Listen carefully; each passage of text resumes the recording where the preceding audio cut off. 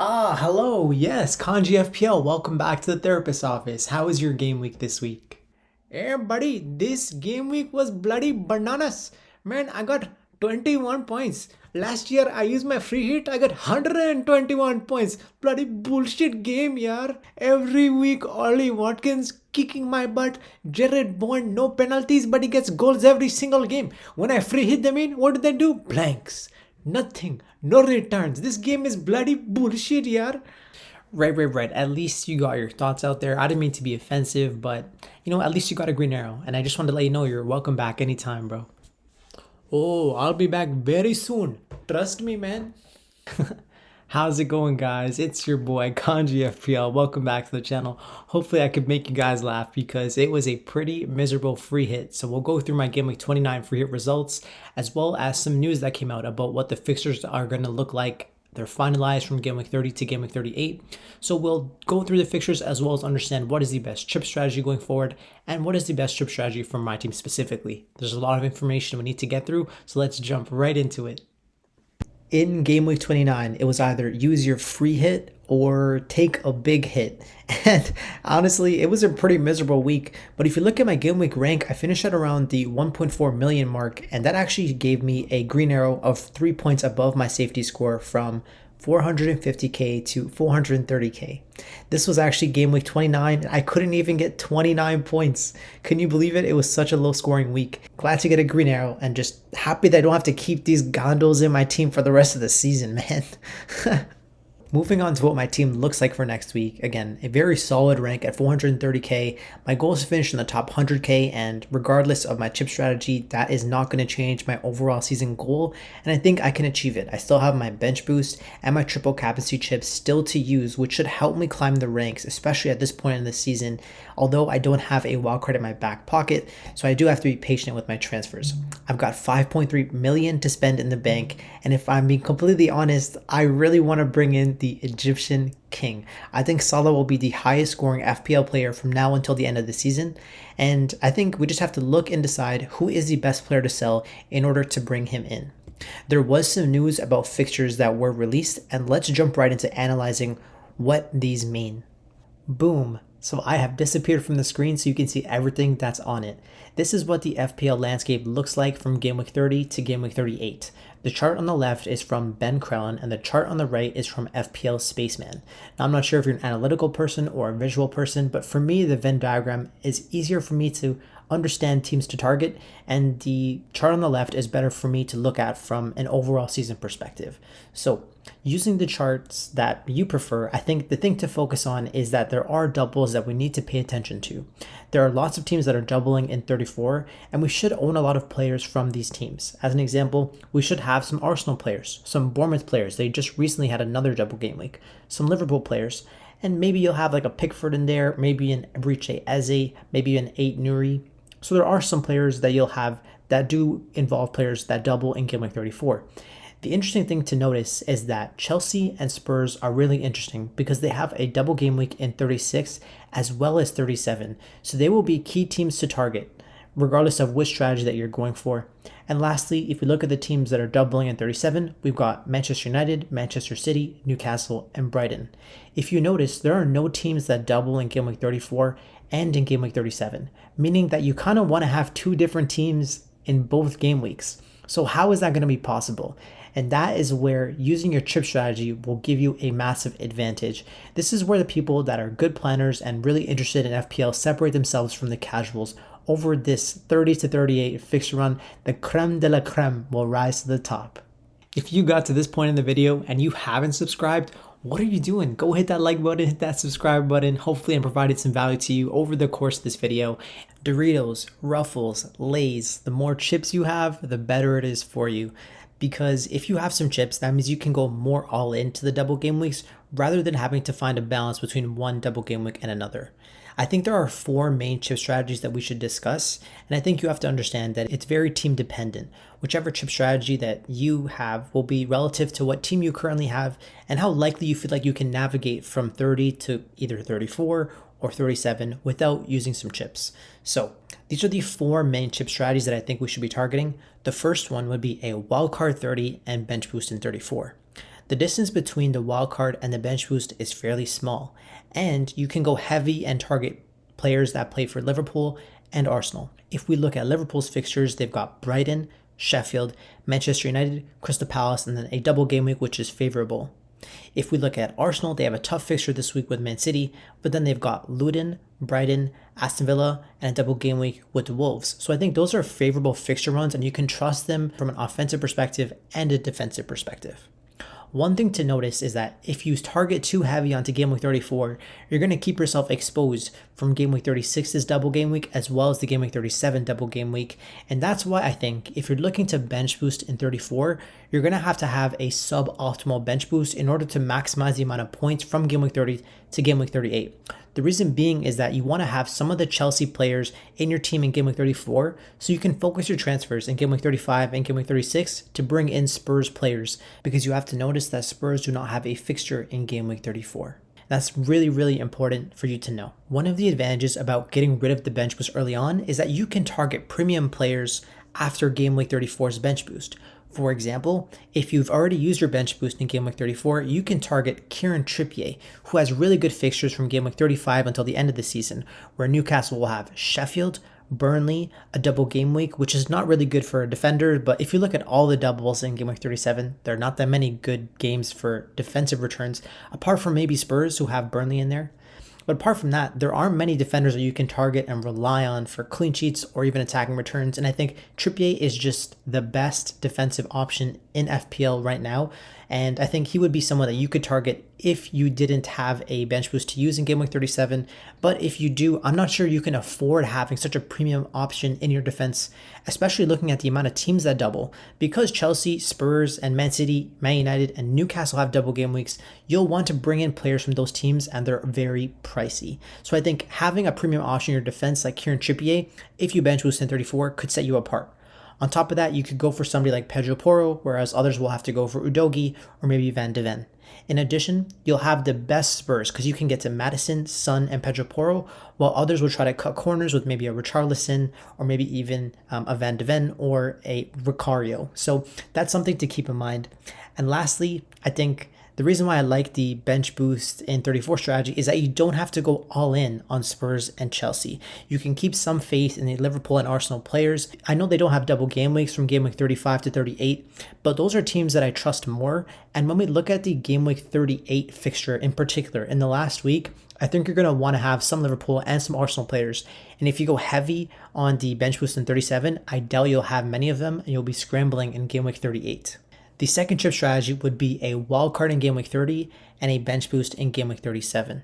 If you do this, you would have to go early on Manchester City players and Newcastle players, which is fine because you could have the players like Isak, Haaland, and Foden, but I wouldn't trust many other players. Like I wouldn't trust the Manchester United players right now or the Brighton players. I don't think they have good fixtures from game week 30 until game week 38.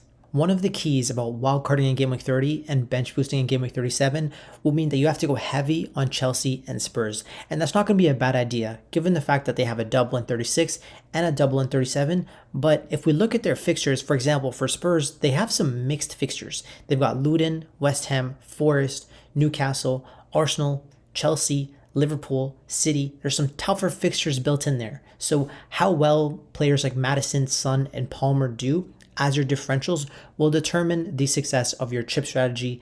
And honestly, I'm not sure how much I would trust those players. Another con about wildcarding in 30 and bench boosting in 37 is that you have to wait 7 weeks before you have to use your bench boost.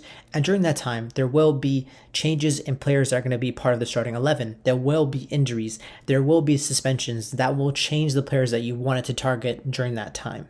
If you decide to go all in for a bench boost in game week 37, I think you're going to have to lose your Arsenal and Liverpool players because they'll have tougher fixtures from game week 35 to game week 37. Liverpool have West Ham, Spurs, and Aston Villa, and Arsenal are going to have Spurs, Bournemouth, and Man United, whereas teams like Chelsea and Spurs are going to have double game weeks. And if you look at Man City's fixtures, they have good fixtures as well as Newcastle. So the fixtures are going to be good for the alternatives during game week 35 to 37. But when we get to 38, you kind of leave yourself exposed. And on top of that, during these tougher fixture runs for Liverpool and Arsenal, I feel like we trust Liverpool and Arsenal players more than we trust Newcastle and Manchester United players. So would it surprise you if Liverpool players like Mo Salah or Bukayo Saka at Arsenal outscore players like Fernandes or Rashford over this fixture run, even though their fixtures are more difficult? No, it wouldn't. So I feel like if you go with this strategy, you're kind of leaving yourself exposed, even though you're playing fixture chess and you're maximizing the most upside. Honestly, I'm not the biggest fan of the strategy of wildcarding in 30 and bench boosting in 37. However, if you do have your free hit chip, I think this could be a really optimal strategy for you because you can lower the risk. Because in 34, you would use your free hit to jump on the Arsenal and Liverpool players for their double game weeks, and you don't have to worry about holding them from game week 30 to game week 37 and just hope that these Spurs and Chelsea players, because they have more fixtures, will help you compensate for the more risk that we have in those teams actually getting good results. So I think if you have your free hit, this would be a good strategy. If not, I don't really prefer this one. Moving into the third strategy, this is going to be one of the goated strategies. I think you have to have your team in a very strong position to do this, but I do really like it. The idea would be to dead end into game week 34, which would mean that you would build your team, use all your transfers, and use 34 as your last week, and then wildcard in game week 35 and bench boost in game week 37. The reason why this is so strong is that you can kind of use game week 34 as a free hit. You would basically build all your transfers targeting players over this fixture run and then wildcard all the garbage out and then just target the Chelsea and Spurs players from game week 35 to game week 37. The downside with this strategy is that it depends on how optimal you feel like you are right now from game week 30 to game week 34. Can you survive? Because there's going to be a lot of people that are using their wildcard chips that are trying their best to gain a lot of rank from 30 to 34. So you could be really far behind from what the teams look like, especially if you have to try to get to Son or Salah or Saka or Palmer. If you don't have those players in mind, I think you should really not worry about this strategy. But if you do have those players and you still have your wildcard chip, then I would say, hey, go ahead and just try to save it as long as you can, because the upside with this would be huge, because that would mean that you could get the most advantage from game week 34 because you could go all in and also get the doubles in game week 36 and 37 and go for the optimal players at that time using your wildcard. One thing to note is that you always do leave yourself exposed, because if you're going to be using a wildcard, I think you'd probably sell Mo Salah. I think you'd sell Bukayo Saka, and you would spend that money throughout the rest of your squad to have a wonderful bench boost in 37. And I think that's the right play, but you leave yourself exposed to Liverpool and Arsenal, and I think those guys will absolutely smash it over the end of season run. If there's a title in hand, I think you can just trust Liverpool and Arsenal, so I'd be nervous to get rid of all of their assets. But either way, I think the idea of dead ending into game week 34 and wildcarding out of it has really, really strong upside because you can maximize the amount of fixtures that you're going to get within your team. The last chip strategy, it's got to be the GOAT chip strategy in my opinion. I think next year this is the strategy that I want to target, and it would be to just use your current free transfers and build towards game week 34. Now you can only do that if you really like your team right now for game week 34 and you're looking at it and maybe you have a couple Arsenal players, you've got a couple Liverpool, you've got some Everton, maybe you've got some Bournemouth from the last double game week. If you do, then what I think you could do is target to just dead end into game week 34 and bench boost in game week 34.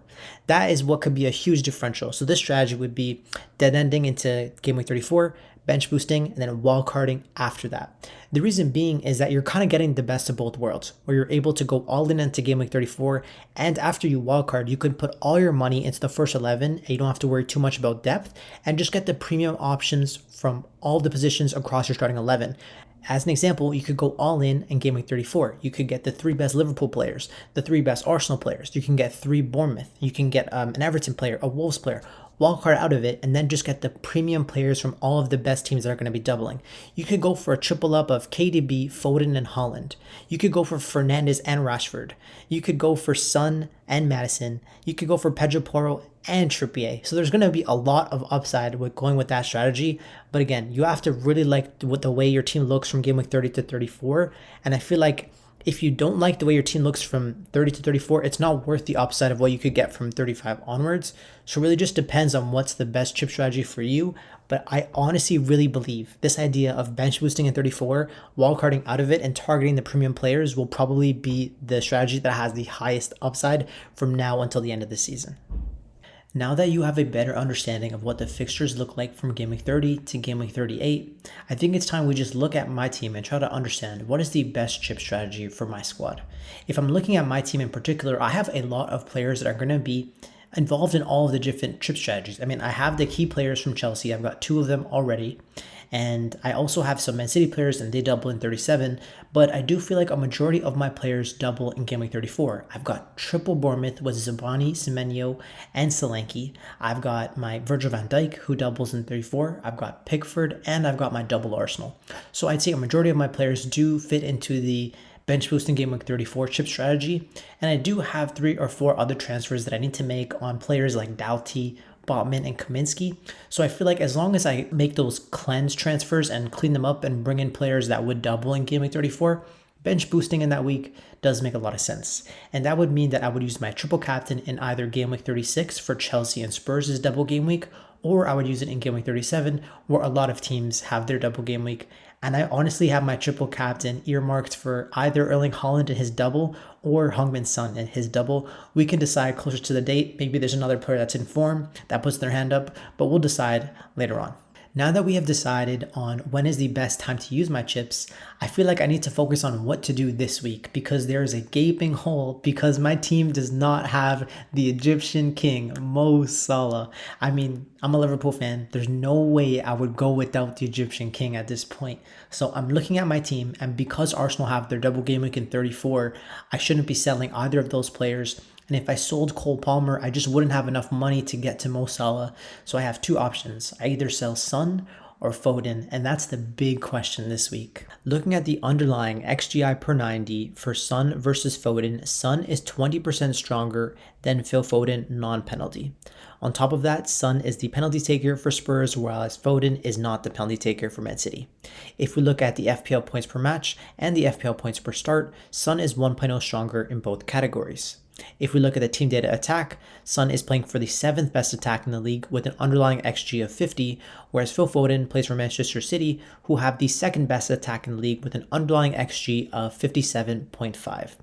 Interestingly enough, Foden has a lower goal involvement percentage in Manchester City's goals at only 30%, whereas Son has a higher percentage goal involvement rate for Spurs at a goal involvement percentage of 35%, meaning that Foden has a smaller percentage of a bigger pie, whereas Son has a larger percentage of a smaller pie. And one thing to keep in mind is that this goal involvement percentage for Heung-min Son is artificially lower than what it should be because he missed multiple games through injuries, as well as being away for the Asian Cup. If we take into account the upcoming fixtures, Man City have the best fixtures from now until the end of the season, whereas Spurs' fixtures are kind of mixed. They play against Liverpool, Arsenal, and Manchester City, which is interesting because they'll have an influence on who's going to win the title, but overall, the fixtures are kind of a mixed bag for Spurs. The one thing that does lead things in Phil Foden's favor is that he's 2.0 cheaper than Heung-min Son. But overall, if we take into account the underlying statistics, I think Son is the better player to own than Phil Foden. So if I'm looking to sell one of them in order to bring Mo Salah in, it should be Phil Foden, because you can always trust Heung-min Son even in the bigger games. The only problem is that Spurs have a blank in Game Week 34, and because of that, the fixture gods have kind of already made the decision for me. I've got to sell Heung-min Son and bring in Mohamed Salah. The question is, do we need to do it this week, or can we wait to do it next week? And that's where we get to the classic Captaincy Conundrum of the week. So we've got Salah playing against Brighton at home, Son playing against Luton at home, and Palmer playing against Burnley at home. To me, I think that Salah is in a class all on his own, so why don't we just start off by comparing Son to Cole Palmer. If we look at the underlying XGI per 90, Son is 10% stronger than Cole Palmer. Both of them are on the penalties for their respective clubs.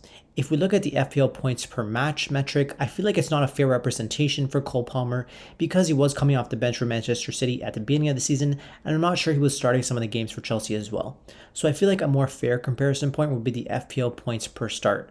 In fact, Cole Palmer is actually leading Heung-min Son at 7.2 versus 6.8, and I found that really interesting.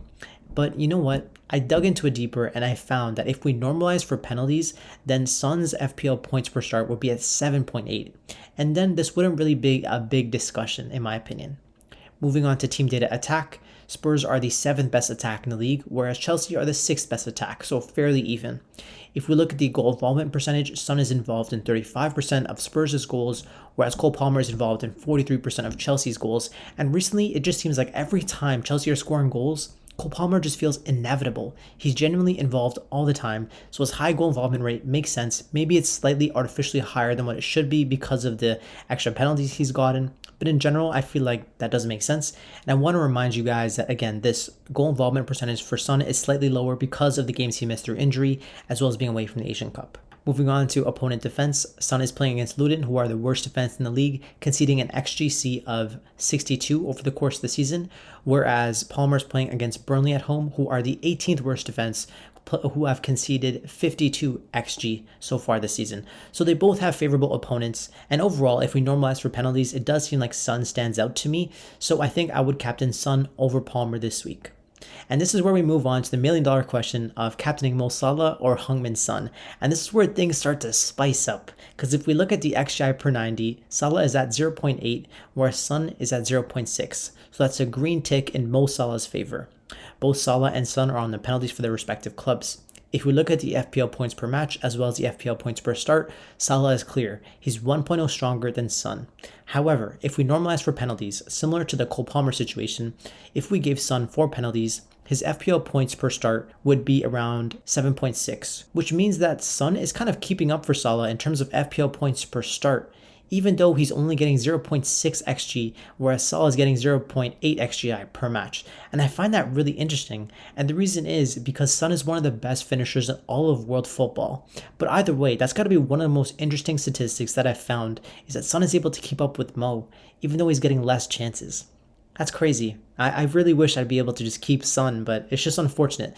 The FPL gods have kind of made the decision for me. So the question is, do I do it this week or do I not? And to me, so far, I feel like it's fairly even from an underlying statistics perspective. Moving on to the team data attack, Salah plays for Liverpool, who have scored the most XG, getting an underlying XG of 63, whereas Son plays for Spurs, who are the 7th best in the league, with an underlying XG of 50. Now, if we look at the goal involvement rate, they're both pretty similar, and so the big separation point between Salah and Son really comes to the opponent that they were playing against, where Salah is playing against Brighton, who are the 4th best in terms of expected goals conceded, and Son is playing against Luton, who are the worst defense in the league. So this is the classic case of a player with stronger underlying data playing against a tougher opponent versus a player who's slightly worse, but is playing against the worst defense in the league. And to me, when you phrase it like that, it seems very obvious for me to captain Heung-min Son. Like, as a Liverpool fan, I did not expect this to be the conclusion, but I just have to give some respect to how strong Brighton have been over the course of the season in terms of expected goals conceded, and because of that, I'm going to be putting my captaincy armband on Heung-min Son, and that means that I will not be bringing in Mo Salah, who is the most transferred in player, and not be captaining Mo Salah, who will probably be the most captain player this week as well. I'm going to be hiding behind a massive couch, but this does feel like the right decision for me. Now that we've confirmed that I'm going to be selling Son for Salah, I won't be doing it this week, but I'll be doing it eventually at some point. I'm kind of just preparing what my team would look like on my Gameweek 34 bench boost. So the move would be Salah to Son, as well as Alfie Doughty to Rayan Ait-Nouri. Why Ait-Nouri? Well, listen, Ait-Nouri has been very impressive for Wolves recently. In his last match in the FA Cup, he got a goal and an assist in that match. And remember, he's a defender, so I'm not even going to be relying on him for clean sheets. I'm more so just relying on him for his attacking threat. On top of that, in the Premier League, in his last 5 matches, he's got 2 attacking returns as well as 1 clean sheet. So in general, I feel like Ait-Nouri is a very reliable source of points, even at the cheap price of 4.5. I don't want to let the price bias impact my decision, so for sure, Ait-Nouri, he's been so talismanic. Every time I watch Wolves, he feels like their best player recently. So Ait-Nouri and Salah are locked to come into my squad, and I do have 2 positions available, which is going to be my backup keeper position, as well as my 5th defender spot, and I've got 11.1 million to spend. And there are a lot of options that I am considering, but the one thing I want to remind you guys is that I don't have Arsenal defense in my team, and I think that is the glaring omission. So I feel like I need to bring in either one of Gabriel or to bring in David Raya. So let's just look at the options for the goalkeeper position first. There are 2 4.5 options in Grbić and Sim Johnston. Now, there was some news about Sim Johnston potentially picking up an injury, so that could be something to monitor where Dean Henderson can just start. But either way, this just reinforces my point, where Grbić and Johnston are both 4.5 options, but I'm not sure that I could trust either of these players to play both matches in the double game week. The reason is because the backup goalkeeper has played multiple minutes so far this season, and I just don't think I want to take on that unnecessary risk. So to me, those are just red flags. I'm going to be avoiding those two. The next two goalkeepers are the premium options in Jose Sa and David Raya, both priced at 5.0 respectively. Jose Sa is nailed for Wolves. He's honestly one of their best players, and he's the reason that Wolves stayed in the Premier League for multiple seasons so far. David Raya is easily Arsenal's first choice goalkeeper. We saw what Ramsdale did when he was back in the team, and to me, I don't think he'll play another match for Arsenal. I don't think he's fit to wear their shirt anymore, but that's just my opinion. I was really surprised with how David Raya has sort of taken to Arsenal. Arteta really hasn't played Ramsdale unless he's had to, and you know what? David Raya is a really good goalkeeper. Last year, he was the highest point scorer in FPL, and if you saw his performance in the Champions League to get Arsenal through against Porto, he saved some penalties. Like, David Raya is going to be an incredible player for Arsenal, and they're lucky to have him. So in my opinion, I think Jose Sa and David Raya are both nailed in their teams, and I don't think they'll have any rotation risk, even in a double game week. The two wildcard options that are going to be very interesting to me are going to be Kwame Kelleher and Andre Onana. Kwame Kelleher is really interesting because he's only an option if Alisson Becker continues to stay injured. Now, Alisson is the number one goalie in all world football, so if he's fit, he starts. Can you imagine if you brought Kelleher in this week and then you found out closer to the double game week that Alisson was back and then Kelleher would get no minutes in that double? That would break my heart. So I don't think I'm going to be going early for Kelleher if I bring him in. The other option would be Andre Onana, who is priced at around 4.8. The interesting thing is that he has the best fixture this week that you can ever have on the calendar, and it's Sheffield United at home. And I don't trust Manchester United defense at all, so I just expect Onana to pick up saves even in this fixture. There's a chance he'd probably end up on bonus, honestly.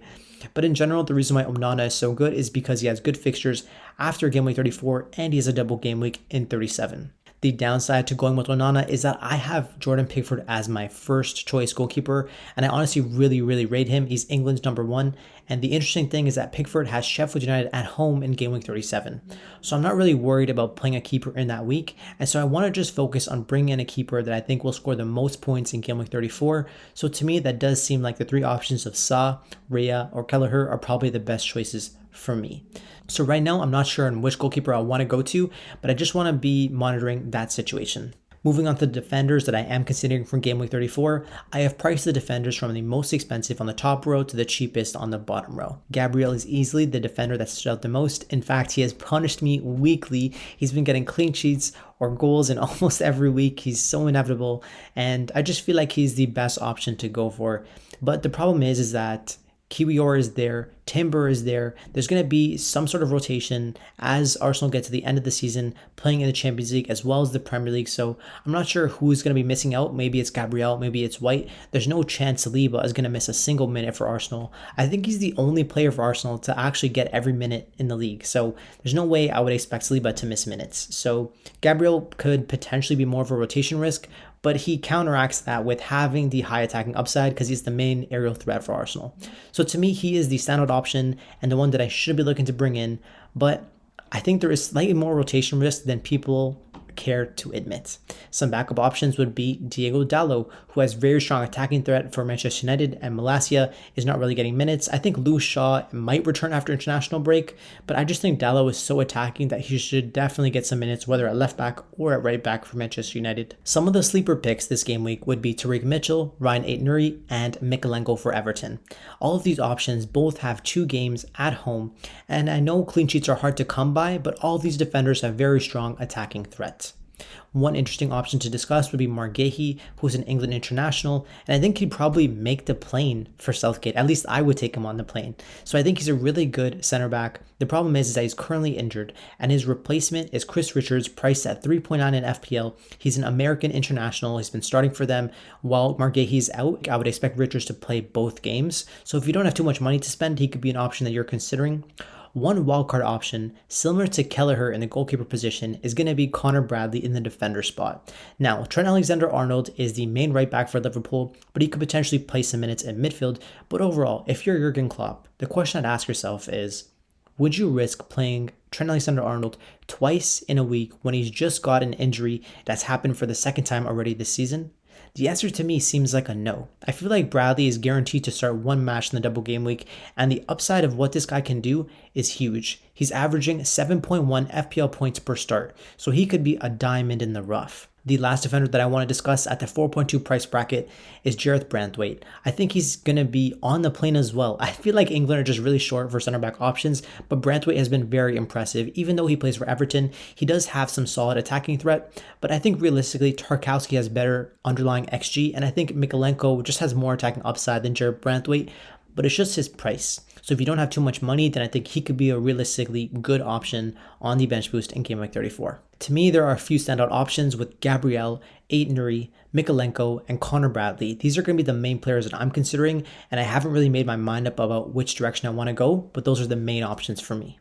Moving on to my captaincy matrix, I had a lot of time during the international break and I was able to plan out my captains from now until the end of the season, which is Game Week 38. So I posted this tweet out with my planned captains and I got 270 likes as well as 250 bookmarks. That's actually unbelievable. I think that's gotta be the highest amount of likes I've ever received, as well as the highest ratio in terms of likes to bookmarks. So I'm really glad to be impacting the FPL community in my own way. And if you don't follow me on Twitter, what are you doing? Go follow me over there. I post a lot of insight over there. Alright, so now I've created a visual breakdown of what my captaincy matrix looks like, and what I've done is I've put the option that I think is going to be the highest captain pick in that week in white. So essentially, I've sort of planned out what my captains are going to look like, and there's two things that are really gleaned from this. The first is that I don't think Salah plus Haaland is going to be essential.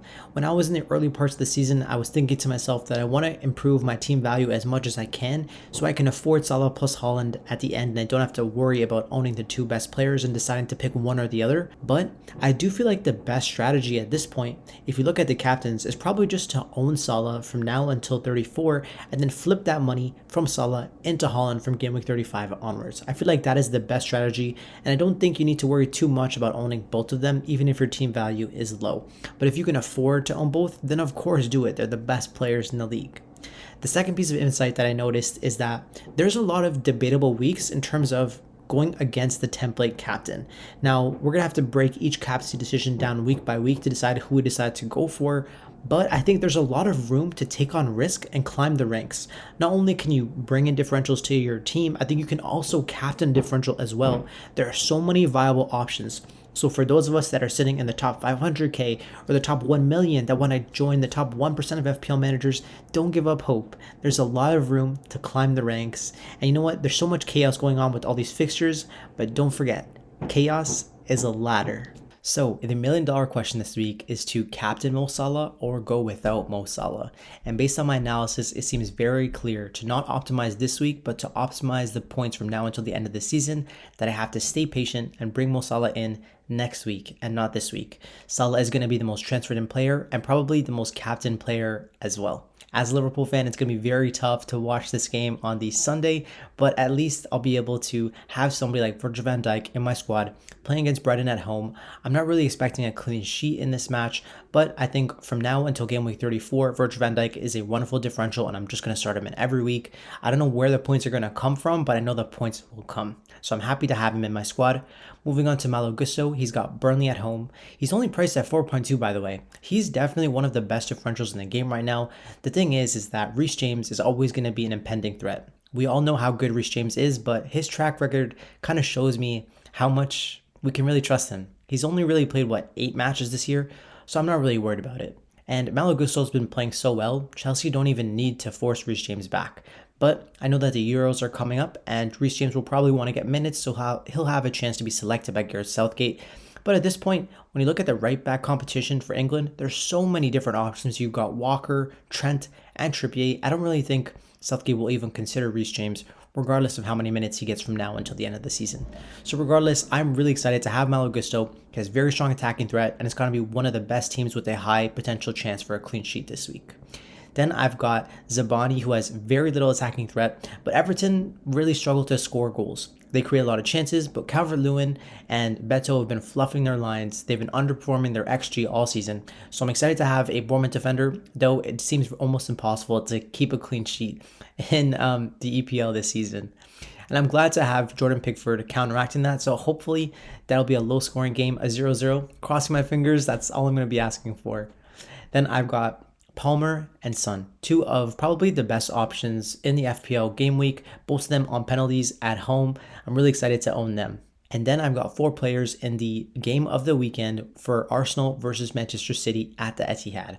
I've got Bukayo Saka and Martin Odegaard coming up alongside Phil Foden and Erling Haaland. Now, the problem is that in this match, we've seen it recently and goals have been hard to come by. Arteta kind of sets up to not lose the game.